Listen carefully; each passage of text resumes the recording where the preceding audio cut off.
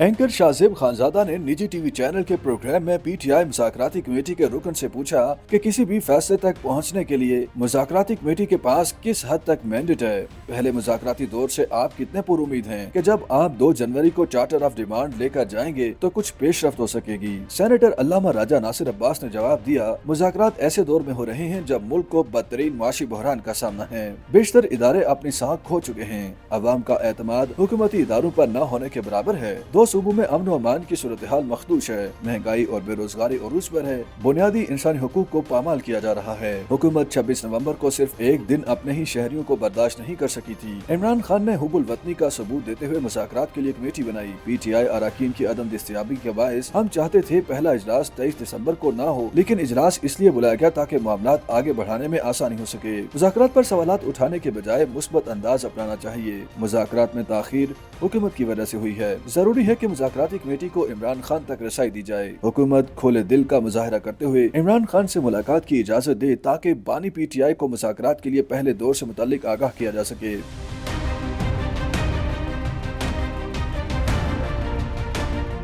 علامہ راجہ ناصر عباس کے مطابق عام طور پر مذاکرات کی دعوت حکومتیں دیتی ہیں، لیکن یہاں مسائل کے حل کے لیے اپوزیشن نے مذاکرات میں پہل کی ہے۔ اگر کمیٹی کی بانی پی ٹی آئی سے ملاقات ہوگی تو یہ حکومت کا خیر سگالی پیغام ہوگا۔ حکومت کو چاہیے اعلیٰ ظرفی کے ساتھ اعتماد سازی کی فضا پیدا کرے۔ جس طرح مسلم لیگ نون والے نواز شریف سے ملاقات کے بغیر کوئی فیصلہ نہیں کر سکتے، اسی طرح تحریک انصاف کے رہنما عمران خان سے ملاقات کے بغیر کسی نتیجے تک نہیں پہنچ سکتے۔ حکومت سیاسی قیدیوں کی رہائی میں رکاوٹ نہ ڈال کر بھی دانش مندی کا ثبوت دے سکتی ہے۔ حکومت کے اس قدم سے ملک میں سازگار ماحول پیدا ہوگا اور لوگوں کی نا امیدی ختم ہونا شروع ہو جائے گی۔ اینکر نے پروگرام میں مسلم لیگ نون کے رہنما عرفان صدیقی سے سوال کیا کہ حکومتی مذاکراتی کمیٹی کے پاس فیصلے کرنے کے لیے کتنا اختیار ہے۔ مسلم لیگ نون کے رہنما نے بتایا، کثیر الجماعتی کمیٹی کی تشکیل اور مینڈیٹ ملنا نواز شریف کی مرضی کے بغیر ممکن نہیں۔ اسٹیبلشمنٹ کے حوالے سے ذاتی طور پر نہیں جانتا، لیکن کوئی بھی نہیں چاہتا معاملات انتشار کا شکار رہیں یا ملک میں افراتفری کی صورتحال جاری رہے۔ سب چاہتے ہیں ملک میں امن و امان ہو اور جمہوری اقدار کے ساتھ ملک بہتری کے لیے کام کریں۔ اینکر نے سوال کیا، جب سب چاہتے ہیں ملک آگے بڑھے تو 190 ملین پاؤنڈ کیس کی تلوار کے سائے میں کیوں مذاکرات ہو رہے ہیں؟ 190 ملین پاؤنڈ کا فیصلہ آنا تھا جو مؤخر کر دیا گیا۔ عرفان صدیقی نے جواب دیا، 190 ملین پاؤنڈ کیس کی تلوار لٹکانے کی بات میں صداقت نہیں ہے۔ 190 ملین پاؤنڈ کا معاملہ عدالتی ہے جو عدالت کی منشا کے مطابق چل رہا ہے۔ ہمارا کیس سے کوئی تعلق نہیں۔